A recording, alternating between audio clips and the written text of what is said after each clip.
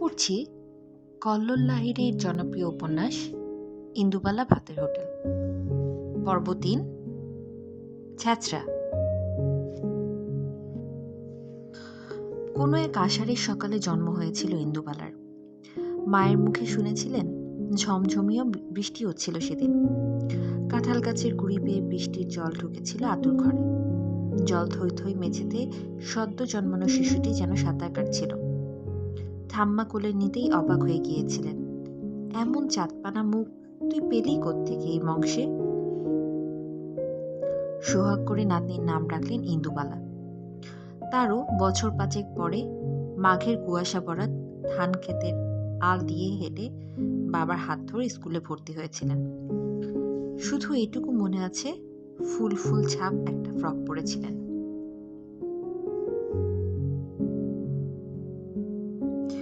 গায়ে ছিল মায়ের বোনা সোয়েটার, মাথায় উলের টুপি। ঠাম্মার কাছে শোনা রূপকথার রানী বলে মনে হচ্ছিল সেদিন নিজেকে। ঠাকুরদার টোলটা তখনও চলছে টিমটিম করে। সেই টোলে বর্ণপরিচয়, ধারাপাত এইসব টুকটাক শিখতে শুরু করেছিলেন। কিন্তু বেশি দিন সেখানে পড়া হলো না। আমের গাছে মুকুল ভরিয়ে সরস্বতী পুজোয় হাতে খড়ি দিয়ে দাদুর বড্ড তাড়াতাড়ি ছিল, হয়তো একেবারে চলে যাওয়ার। শিশিরে ভিজেছিল টোলের রাস্তাটা। সেদিন কেউ আর দাওয়া ছাড় দেয়নি, উঠোন ল্যাপেনি। পাশের মুকুল ভর্তি বুড়ো আম গাছটা কাটা হয়েছিল দাদুর সৎকারের জন্য। ঠিক এরপরেই ২ গা পেরিয়ে পড়তে গিয়েছিল ছোট্ট ইন্দুবালা। পড়াশোনায় তার বেজায় মন ছিল। দাদু সেই ছোটবেলাতেই তাকে স্বপ্ন দেখিয়েছিলেন ঢাকা বিশ্ববিদ্যালয়ের। ইয়া বড় বাড়ি, সামনে কত কত গাড়ি, বেনি দুলিয়ে শাড়ি পরে ইন্দুবালা কলেজ করছে। এমন একটা ঝাপসা ছবি যেন আলপনার মতো আঁকা থাকত।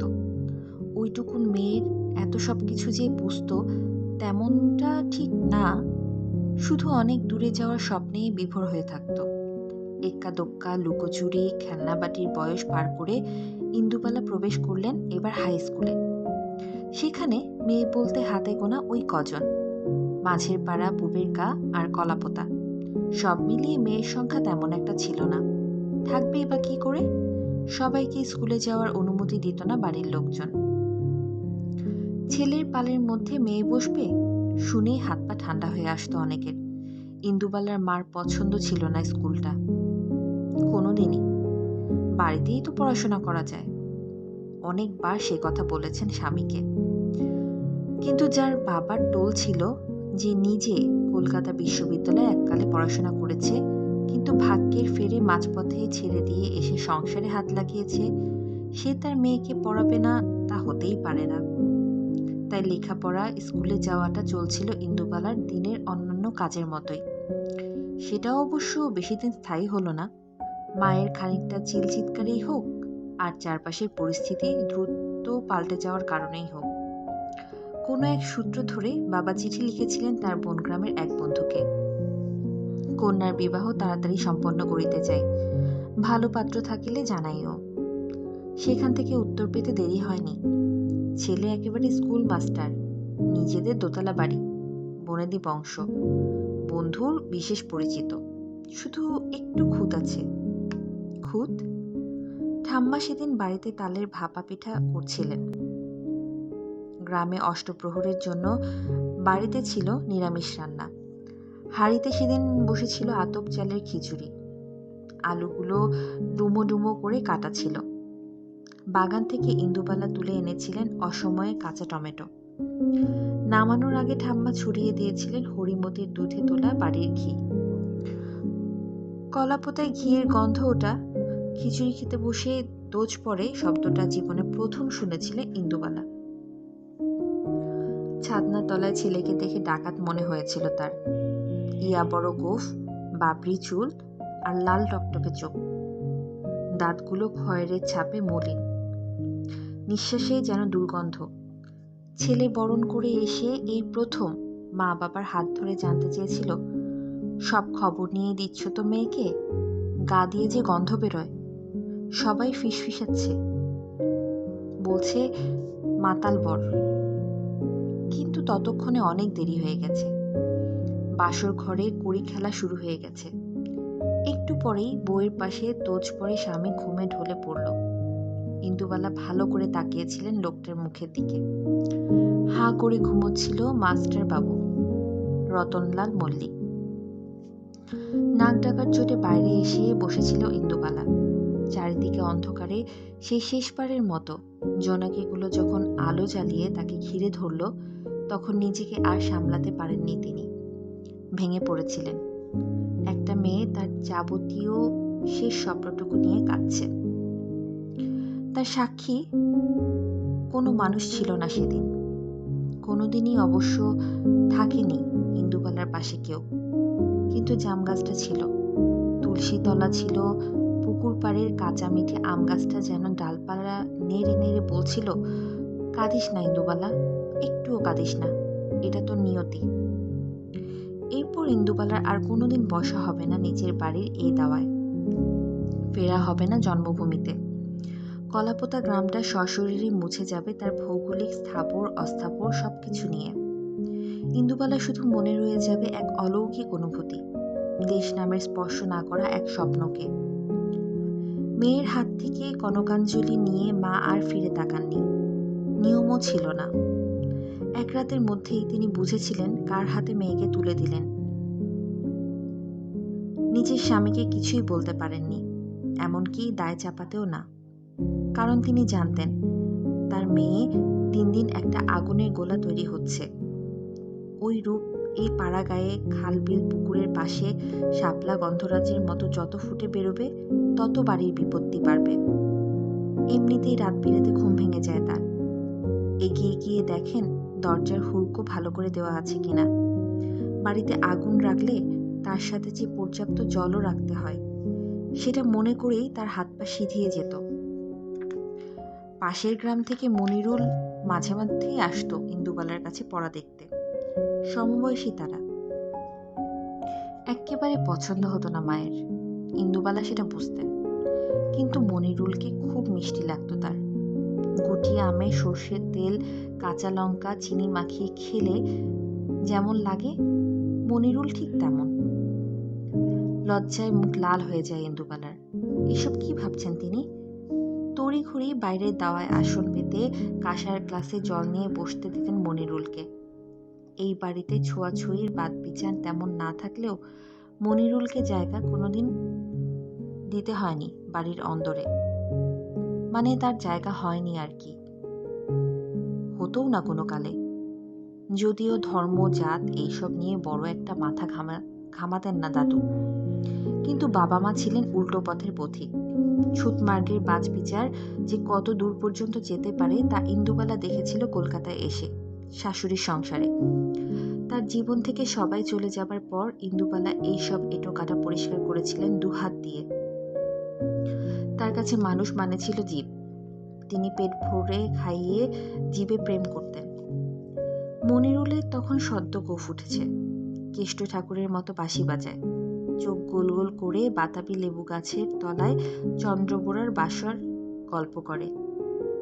নৌকায় দাঁড় বেড়ে নিয়ে যায় পাশের গ্রামে। শুধু তাই নয়, সুর করে মাঝে মাঝে কবিতাও বলে। আজও এই গায়ে অঝরে চাহিয়া ওই কাউটির পানে, নীরবে বসিয়া কোন কথা যেন কহিতেছে কানে কানে। মধ্যে অথই শুনো মাঠখানি, ফাটলে ফাটলে মাটি, আগুনের রোদে শুকাইয়াছে যেন কি ব্যথারে মুখ মাটি। নিঠুর চাষিরা বুক হতে তার ধানের বসনখানি, কোন সে বিরল পল্লীর ঘরে নিয়ে গেছে হায়টানি। নকশি কাঁথার মাঠ। এই সাজু আর রূপায়ের করুণ পরিণতি বারবার যেন শুনতে চান ইন্দুবালা মনিরুলের কণ্ঠে। জসিমউদ্দিন যে তার এক বড় ভালো লাগার কবি, বাবার কাছে কত গল্প শুনেছেন। একবার যখন ইন্দুবালা খুব ছোট, এই গ্রামে এসেছিলেন নাকি কবি। তার বাড়ির দাওয়ায় বসে চিড়ে ভাজা খেয়েছিলেন। ঠাম্মা দিয়েছিলেন কোচর ভরা নাড়ু, আমসত্ত্ব, তালপাটালি। মনিরুলের এইসব গল্প শুনতে তার ভালো লাগে, আর ইন্দুবালার ভালো লাগতো মনিরুলের গলায় নকশি কাঁথার মাঠ শুনতে। চোখ ভিজে আসে সাজু আর রূপায়ের দুঃখে, ঝিঝি করে ওঠে। ঠাম্মা চুপ করে সলতে পাকান। ভাই কবিতা শুনতে শুনতে হাঁ করে বসে থাকে। সবে সন্ধ্যা নামা কলাপোতার মাটির বাড়ির দাওয়ায়। দূরে আজানের শব্দ ভেসে আসে, আর ভেসে আসে পাশের বাড়ির সন্ধ্যের শাক। চেয়ে থাকে ইন্দুবালা মনিরুলের দিকে। কবেকার মনিরুল তার সবটুকু ভালোবাসা দিয়ে সহজ সরল টানা টানা চোখে তাকায়। আর এদিকে 70 পেরোনো ইন্দুবালা যেন একটুও নড়তে পারেন না বিছানা থেকে, চুপ করে শুয়ে থাকেন। উনি জানেন এই ঘোরটুকু নিয়ে এখনো বেঁচে আছেন। যেদিন এই ঘোর কেটে যাবে সেদিন তিনিও চিরকালের মতো ছেনুমিত্তির লেন ছেড়ে কোথায় কোন দূরের পথে পা বাড়াবেন কে জানে। ধনঞ্জয় নিজ থেকে ডাকছে, তাকে বাজারে টাকা দিতে হবে, ফর্দ করতে হবে, কিন্তু আজ তার যেন কিছুতেই কিছু করতে ইচ্ছে করছে না, কাজ করতে ইচ্ছে করছে না। বর্ষার বেলা গড়াচ্ছে, তিনি চুপটি করে শুয়ে আছেন। কারণ ওদিকে মা গ্রামের সেই সন্ধ্যা হয়ে আসা ভালোবাসার পরিবেশে শুধু শুধু তারা লাগাচ্ছে। মা বুঝতে পারছেন লক্ষণ ভালো না, আগুনের গোলা হয়ে উঠেছে মেয়ে। সবার চোখ তার দিকে, এমনকি এই একরত্তি ছেলেটারও। শেষকালে কিনা মেয়ে বিধর্মী হবে, বাড়ি থেকে পালাবে, কিংবা পাশের গ্রামের স্বর্ণলতার মতো দেহটা ভেসে উঠবে পুকুরে। ছেলেটাকেও তো ছাড়েনি বাড়ির লোকেরা, ধান খেতে কুপিয়ে রেখে দিয়েছিল। ভাবতে পারেন না আর একটা ছোট্ট ভুলের জন্য বেঘরে যাবে দুটো প্রাণ। ছোট্ট ভুল, হ্যাঁ তাই তো। কবে আর কার জীবনে ভালোবাসা অনেক বড় হয়ে এলো, আর যদি আসতোই তাহলে চারপাশটা পাল্টে যেত না খুব তাড়াতাড়ি। মুখ দিয়ে বেরিয়েই যায়, এবার তুই উঠে পড় মনিরুল, অনেকটা পথ যাবি। তোর মায়ের তো চিন্তা হয় তাই না? কথাগুলো বলতে পেরে যেন শান্তি পান ইন্দুবালার মা। মনিরুল গুছিয়ে নেয় তার ব্যাগ, বই, হাতের বাঁশি। লণ্ঠন নিয়ে উঠোনটা পার করে দিয়ে আসেন ইন্দুবালা। দাঁড়িয়ে থাকেন বেড়ার দরজায়, যতক্ষণ না মনিরুল সামনের আলটা পেরিয়ে অন্ধকারে মিশে যায়। মনে মনে ভালোবেসে ফেলেছিল কি মনিরুলকে ইন্দুবালা? বেসেছিলেনই তো, তা না হলে কে লুকিয়ে লুকিয়ে মনিরুলের জন্য নাড়ু নিয়ে যেত? মুড়ির মোয়া, কুলের আচার কপ কপ করে খেত ছেলেটা, আর একটানা গল্প করে যেত। কত যে গল্প ছিল মনিরুলের ওই ছেঁড়া কাপড়ের ব্যাগে, ঠাহর করতে পারতেন না ইন্দুবালা। তাহলে কেন কোনোদিন মনিরুলকে নিজের ভালো লাগা ভালোবাসার কথা বলতে পারেননি? ভয় করেছিল তার, নাকি বড় অভিমান করেছিল মনিরুলের উপরে? মা আসতে বারণ করেছিল মনিরুলকে, তাই বলে সে আর এই পথ মারাবেই না? স্কুলেও কথা বলবে না, লুকিয়ে লুকিয়ে থাকবে সব সময়? চোখ ফেটে যেন জল আসতো ইন্দুবালার। টিফিন কৌটোতে পড়ে থাকতো আমলকি, নলেন গুড়ে পাকানো রুটি। তারা যে একসাথে বসে বসে দুজনে খেত, সে কথা কি ভুলে গেছে মনিরুল? খিদে পায় না বুঝি আর ইন্দুবালার? একদিন স্কুলে আসাই বন্ধ করে দিল মনিরুল। কারা যেন রটিয়ে দিল কলাপোতার ইন্দুবালার সাথে 7 দিকে গ্রামের মনিরুলের প্রেম হয়েছে। চিঠিও নাকি পেয়েছে তারা। বাড়িতে বন্দী হলেন ইন্দুবালা। আলের ধারে জানালার কাছে চুপ করে বসে থাকতেন।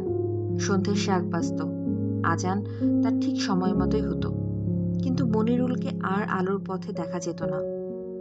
এতটাও কেন ভালোবাসতো মনিরুল ইন্দুবালাকে, যে ভালোবাসার দাম দিতে গিয়ে হারিয়ে যেতে হয়েছিল তাকে? বিয়ের অনেক দিন পরে শাশুড়ি যখন আর নেই, স্বামীর বাইরে থাকা এবং নেশার মাত্রা পাল্লা দিয়ে যখন আরো বেড়েছে, সংসারের হাল হয়েছে না খেতে পাওয়া মানুষগুলোর মতো। ইন্দুবালা হিমশিম খাচ্ছেন ছোট্ট দুটো ছেলে আর কোলের মেয়েকে নিয়ে। তখন একজন ভদ্রলোক দেখা করতে এলেন তার সঙ্গে। সন্ধ্যের আলোতে জীবনের প্রথম প্রেমকে চিনতে একটুকু দেরি হয়নি তার। মনিরুলকে তখন আরো সুন্দর লাগছিল। চশমা পরে চুপটি করে দাঁড়িয়েছিল দরজার সামনে।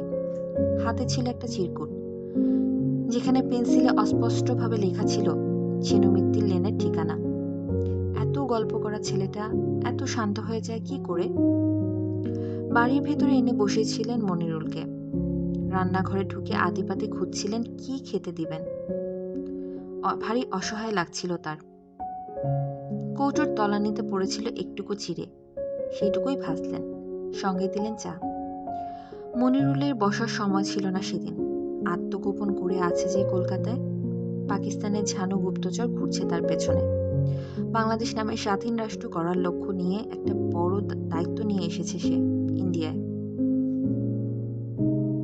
বালিগঞ্জের কোথাও তারা একটা রেডিও স্টেশন খোলার চেষ্টা করছে।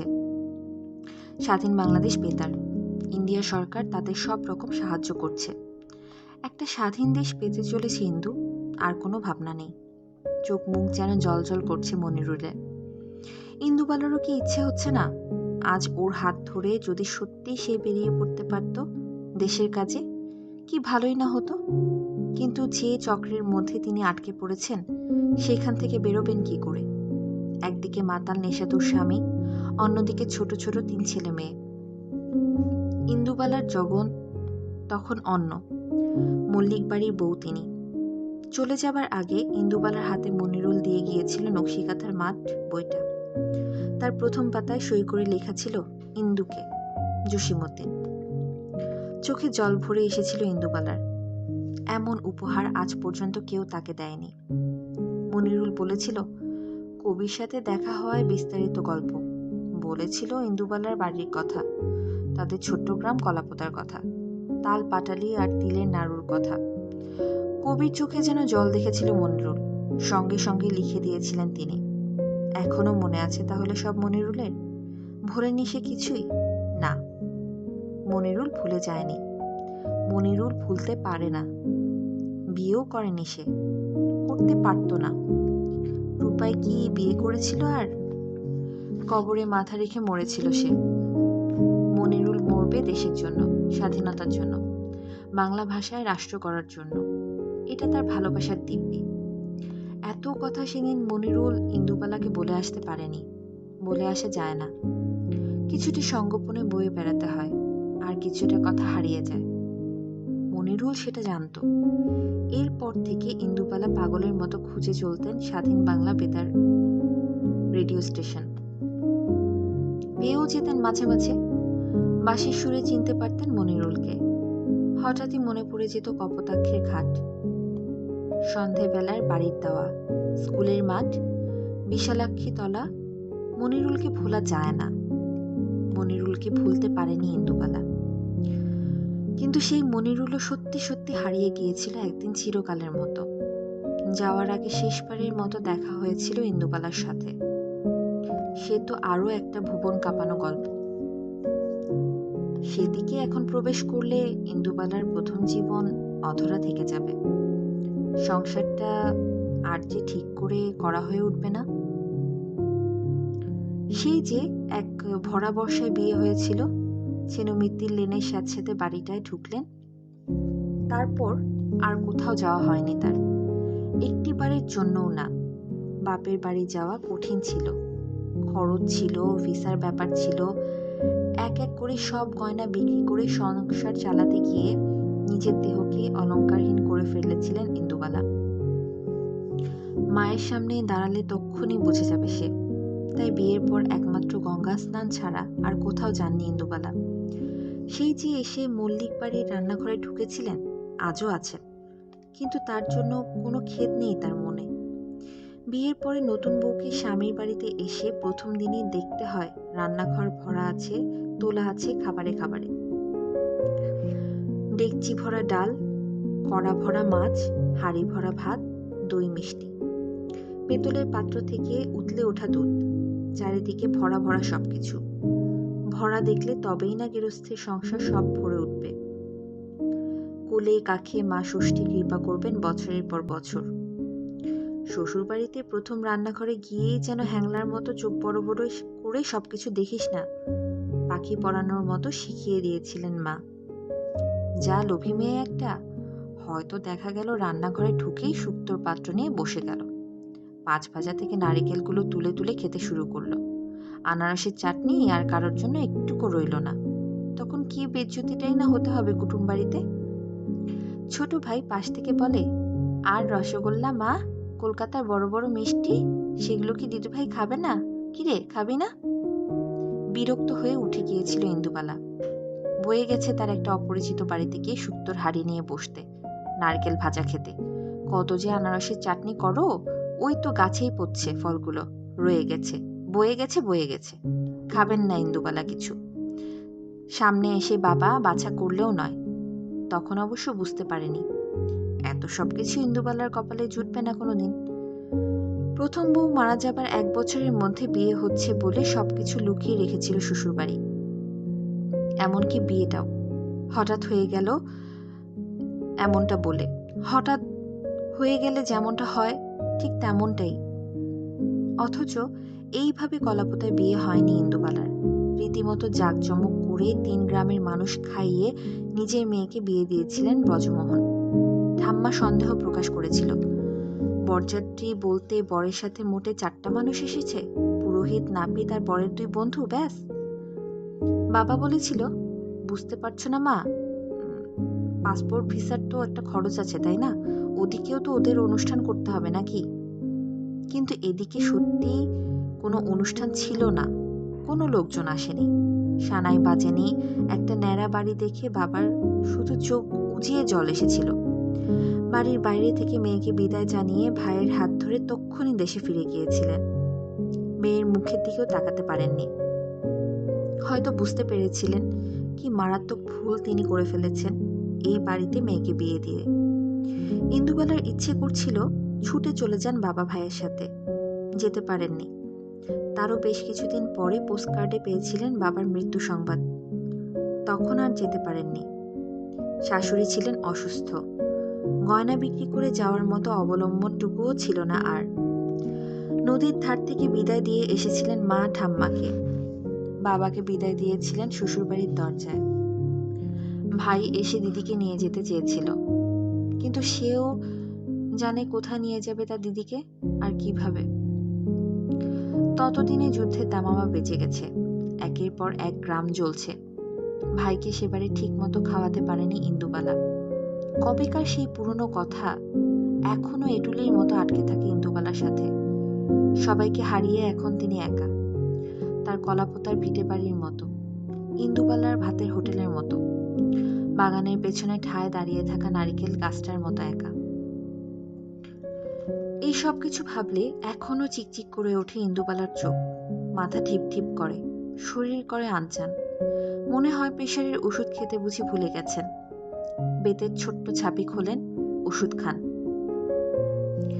উপরে জানলা দিয়ে সকালের বাগানটাকে এই ছেনুমিত্তির লেনের স্বপ্নের মতো মনে হয়। রান্নাঘর ভরা খাবার শাশুড়ি দেখাতে পারেননি ঠিকই, কিন্তু তার দূরদৃষ্টি ছিল প্রখর। বুড়ি হাত ধরে নিয়ে এসেছিলেন নতুন বাড়ির বউকে পেছনের বাগানটায়। বলেছিলেন, চোখ ভরে দেখবো কেমন হয়ে আছে আমার সংসার। বেধবা মানুষ আমি, শুভ কাজে ভাতের হাঁড়ি চালানোর অধিকার আমার নেই। নিজের সংসারে অমঙ্গলও আমি করতে চাইনি। বাগান থেকে নিজের ইচ্ছে মতো যেটা মনে হয় সেটা তুলে আনগে। নিজের বউ ভাতের রান্নাটা যে আজ তোকেই করতে হবে। কেমন যেন চমকে ওঠেন ইন্দুবালা। এর আগে কলাপোতায় রান্না করেননি এমনটা নয়, জোর করে ঠাম্মা রান্না করাতো নিজের কাছে নিয়ে বসিয়ে, কখনো সখনো নিজের ইচ্ছেও করত। ভাইকে বলতেন, যা তো কলাপাতা কেটে নিয়ে আয়, আজ চড়ুই ভাতি হবে। ভাই আরো কয়েকজনকে জুটিয়ে এক গাদা শুকনো খেজুরের পাতা টানতে টানতে নিয়ে চলে আসতো। শুকনো খেজুরের পাতার আঁচে ইন্দুবালার খুদ জাল দিতেন। ছোট ছোট আলু কেটে নতুন ওঠা পেঁয়াজ কুচো করে লঙ্কা চিড়ে লাল করে ভাজতেন। সবাই মিলে উঠোনে বসে যেন অমৃত খাচ্ছেন বলে মনে হতো। কিন্তু তাই বলে শ্বশুরবাড়িতে ঢুকতে না ঢুকতেই তাকে রান্না করতে হবে, এমনকি নিজের বউ ভাতের রান্নাটাও।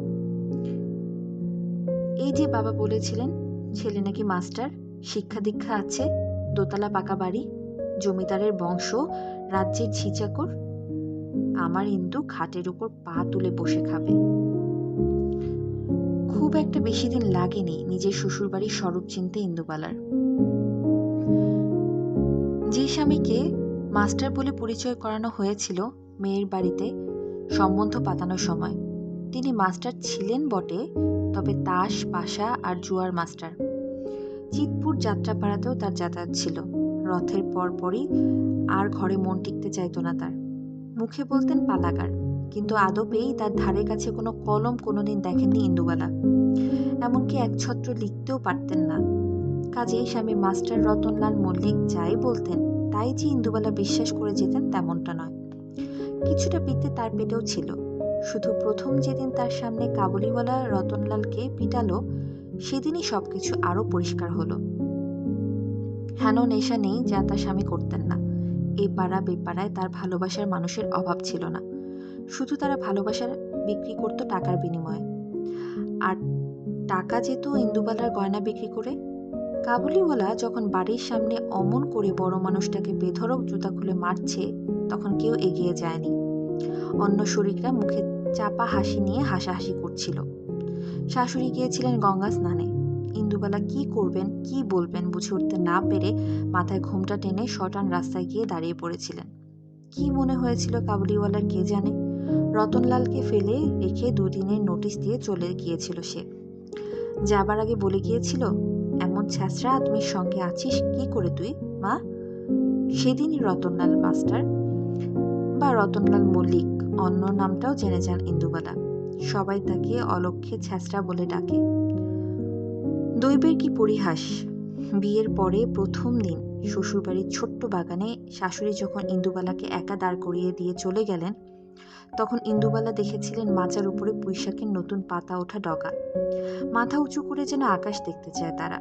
ঝুড়ি ভরে পুঁইশাক তুলে নিয়ে এসেছিলেন মনের আনন্দে, কারণ তিনি জানতেন বাবা মেয়েকে দিয়ে যাওয়ার সময় মিষ্টি, কাপড় আরো অনেক কিছুর সাথে দিয়ে গেছেন দুটো বড় ইলিশ। ইলিশের মাথা আর পুঁইশাক দিয়ে অসাধারণ ছ্যাঁচড়া রান্না করেছিলেন সেদিন ইন্দুবালা। অত বড় ডাকাত চেহারা স্বামী আধ কড়াই ছ্যাঁচড়া একাই নিজে সাবার করেছিলেন। ইন্দুবালা এত সবের জন্য প্রস্তুত ছিলেন না। যখন ঘাড়ের ওপর এই দশাই চেহারা চেপে বসে, তখন খুব মনে পড়ছিল ইন্দুবালার মনিরুলকে। পুকুর পাড়ের কাঁচা মিঠের আম আর ডালপালা নেড়ে ফিসফিস করে বলেছিল, নিয়তি ইন্দুবালা, নিয়তি। সামনে ভট্টাচার্য বাড়ি থেকে গিনি তার নাতনি রাকাকে পাঠিয়েছে। সে নাকি এবার সায়েন্স না কি নিয়ে পড়ছে, কলেজে ভর্তি হয়েছে। একটা সুন্দর দেখতে ট্যাব আছে তার হাতে। ইন্দুবালা আঁচলে চশমা মোছেন, এগিয়ে আসেন রাকার দিকে। একেবারে মায়ের মুখ বসানো, থুতনি ধরে চুমু খান। ভালোই হয়েছে, ভাগ্যিস শান্টুর মতো হোসনি। যা দস্যু ছিল ছেলেটা। মেয়েরা মায়ের মুখ পেলে জীবনে শান্তি পায়, জানিস কি সেটা? রাকা মাথা নাড়ে। এইসব কিছুই সে জানে না। জামশেদপুরে থাকতো, বাবা কলকাতার কলেজে ভর্তি করিয়ে দিয়ে বলল, এইখানেই পড়াশোনা করো, পড়াও হবে আর দাদু ঠাম্মাকে দেখাও হবে। হাসেন ইন্দুবালা, তা ভালো। তোরা ছাড়া আর ওদের কেই বা আছে বল? তা সায়েন্স নিয়ে পড়ছিস, অত বড় কলেজ, আমি তোকে কি পড়াবো? ছেলেদেরই আমি পড়াতে পারিনি কোনোদিন, সব লোক রেখেছিল। ইতু তো দাদুর কাছেই পড়েছে, আমি কি শেখাবো বলতো তোকে? আমতা আমতা করে বলেন ইন্দুবালা। এমনিতেই গাটা ম্যাচ করছিল বলে ঘুম থেকে উঠতে দেরি হয়ে গেছে। আচারের বয়ামগুলো জানালার রোদে রাখেন। মাথার উপর কাপড়ের সাদা ঢাকনাগুলোকে পাল্টান। ধনঞ্জয়কে উনুন ধরাতে বলেন। রাকা পেছন পেছন ঘুরঘুর করে। ভালো লাগে ইন্দুবালার। নিজের নাতি নাতনিগুলোর থেকেও বয়সে কত ছোট। বাড়িতে এমন একটা কেউ না থাকলে চলে। কেমন যেন ছেলে মেয়েগুলোর কথা মনে পড়ে যায় তার। মেয়েটার কথাও। নাতি নাতনি নাতবউ ভরা সংসার তার। কি এমন ক্ষতি হতো এই বাড়িটায় সবাই মিলে একসাথে থাকলে? ঠিক আছে, না থেকেছে ভালো হয়েছে বাবা। তারপর সেই তো কাটাকাটি, লাঠালাঠি, কম ঝক্কি পোহাতে হয়েছে এক সময়। এই বাড়ির ভাগ বাটোয়ারা নিয়ে অনেক ঝক্কি গেছে। ভাগ্যিস তিনি বেঁচে থাকতে থাকতে ব্যাপারটা সেরে গিয়েছিল, তা না হলে 3 ছেলে মেয়ে নিয়ে গঙ্গায় গিয়ে ডুবে মরতে হতো। ভালোবাসতেন কি বাবু মাস্টার রতনলাল মল্লিক ইন্দুবালাকে? জিজ্ঞেস করেননি কোনোদিন ইন্দুবালা। স্বামীর সঙ্গে তার কথা হতো কতটুকু? শুধু শেষ কয়েকটা দিন বিছানার সাথে যখন মিশে গিয়েছিল, নিজের মায়ের মতোই পেটটা ফুলে উঠেছিল বেঢপ। ডাক্তার বলেছিল জল জমেছে পেটে। অথচ মধ্যরাতে যখন গঙ্গার জল খেতে চেয়েছিল, ইন্দুবালা জল গড়িয়ে এনে দেখেছিল সব শেষ। বাচ্চাগুলোরও তখন বোঝার বয়স হয়নি। কি ক্ষতি হলো তাদের? নাকি এই নরক থেকে চিরকালের মুক্তি লাভ? ইন্দুবালা রোয়াকে নেমে রান্নার বাসনগুলোকে ভালো করে জল ঝরাতে দেন। রাকা অবাক হয়ে জানতে চায়, এই এত কিছু ইউজ হয় তোমার হোটেলে দিদা? ইন্দুবালা হাসেন। কি আর উত্তর দেবেন ওইটুকু মেয়েকে? দোতলার ঘরে বড় কাঠের সিন্দুকটা দেখালো, সে তো অক্কা পাবে। সব নিজের টাকায় বানানো। 1000 লোককে এখনো একবেলা খাওয়াতে পারেন ইন্দুবালা। রান্নাঘরে ঢুকে উনুনের আঁচ দেখেন। রাকা যাই যাই করছে দেখে অবাক হয়ে যায়। ওহ মাই গড, কয়লার উনুন! গ্যাস থাকতে এখনো তুমি এভাবে রান্না করো দিদা? আমার কলেজে বললে সবাই এক্ষুনি ছুটে আসবে দেখতে, ইভেন আমাদের ম্যামও। ঘুরে তাকান ইন্দুবালা। এই তো বললি কি সব সায়েন্স নিয়ে পড়ছিস, তাতে উনুন দিয়ে কি হবে? আর তোর কলেজের লোকজনই বা দেখতে আসবে কেন? রাকা হেসে ফেলে। তুমিও দিদা, পড়ছি তো হোম সায়েন্স নিয়ে। কুকিং আমার স্পেশাল পেপার, একেবারে 100 মার্কস উইথ প্র্যাকটিক্যাল। তাই না তোমার কাছে এসেছি। ইন্দুবালা এতক্ষণে যেন ব্যাপারটা ঠিক ঠাহর করতে পারলেন। রান্না নিয়ে পড়ছিস নাকি তুই? তো সেটা আগে বলবি তো, সায়েন্স টায়েন্স শুনে তো আমার হাত পায়ে ঠান্ডা। গিন্নি বড় চালাক, ঠিক বুঝেই নাতনিকে পাঠিয়েছেন ইন্দুবালার কাছে। বইপত্তর আর তোদের ওই কম্পিউটারের থেকে বেশি জানে বুড়ি, শিখে দিতে পারলে আর তোকে ঠেকায় কে? ততক্ষণে ইন্দুবালা ভাতের হোটেলের প্রথম আঁচ গনগনে হয়ে যায়। আগুনের পাশে পেতলের থালায় সিধে রাখা আতপ চাল, একটা গোটা পান, কাঁঠালি কলা, একটা আস্ত সুপারি। কোনোদিন মিষ্টি জোটে তো জোটে না, জুটলে ভালো, না জুটলেও সমস্যা নেই, না হলে বাতাসা, এতে অগ্নিদেব খুশি হয়। গেরস্থ বাড়িতে অনুষ্ঠানে হাঁড়ি চাপানোর আগে রান্নার ঠাকুররা এইসব চেয়ে চিনতে নিত। এখনো হয়তো নেয়, কিন্তু ইন্দুবালা এই আচার মেনে চলেন প্রতিদিন। মানুষের মুখে অন্ন বিক্রি করেন, যা তা কথা তো নয়। সামর্থ্য যদি থাকতো সবাইকে বিনা পয়সায় খাওয়াতেন ইন্দুবালা। তেমন খদ্দের যে নেই তা নয়, সেই লিস্টের খাতা না হয় অন্য কোনোদিন খোলা যাবে। ইন্দুবালার ঠাম্মা উনুনের প্রথম আঁচ কয়লার উপর ছড়িয়ে দিতেন অল্প করে চিনি। এতে আঁচটাও ভালো হয় আর অগ্নিদেবও তুষ্ট করা হয়। ইন্দুবালা উনুনের পাশে ধূপ জ্বেলে দেন, উনুনের উপর মুঠো করে ছড়িয়ে দেন চিনি। আঁচের উপর ধক করে জ্বলে ওঠে আগুন। হাত জোর করে প্রণাম করেন। সবার পাতে অন্ন যুগীয় ঠাকুর। রাকা ড্যাব ড্যাব করে তাকিয়ে দেখে, এই সব তাদের কলেজে শেখায়নি কোনোদিন। তাদের তো সব মডিউলার কিচেন, মডার্ন ইকুইপমেন্ট। জল গরম করতে হলে জাস্ট টাইমার দিয়ে দাও। ইন্দুবালা বড় হাঁড়িতে জল বসান, দুমুখ উনুনে আর একটাতে বসান বড় লোহার কড়াই। গরম হয়ে গেলে মুগের ডাল ভাজতে থাকেন। কেমন করে ডাল ভাজতে হয় বা ডালের আন্দাজ করতে হয়, কেমন করে জল, মাথা গুনে ভাতে চালের পরিমাপ ইন্দুবালা শেখান রাকাকে। মনে মনে ভাবেন, এইভাবে একদিন তার ঠাম্মাও তো তাকে রান্না শেখাতো। শুধু কত রকমের ফোড়ন হতো সেগুলো সব মনে রেখে দিতেন। এখনকার রাকা সেগুলো তার ট্যাবে লিখে রেখে চটপট ছবি তোলে, ভিডিও করে। বাড়ির বাইরে গাড়ি এসে থামে, কেউ মা বলে ডাকে। ইন্দুবালা ঘুরে তাকান, বড় ছেলে মেজ ছেলে তাদের বউদের নিয়ে এসেছে। যাক, বাবার মারা যাবার দিনটা তাহলে তাদের মনে আছে, যদিও মনে থাকার কথা নয়। ইন্দুবালা মনে করিয়ে রাখতেন সেই ছোটবেলা থেকে, রক্তকে অস্বীকার করা মানে নিজেকে অস্বীকার করা। ছেলেরা এসেছে অবশ্য তারিখটাকে লক্ষ্য করেই। বাবাকে তো তাদের মনে নেই, কিন্তু বিশেষ দিনটা মনে আছে। এই দিনে মা যে ছ্যাঁচড়াটা রান্না করে তা সারা বছর যেন মুখে লেগে থাকে।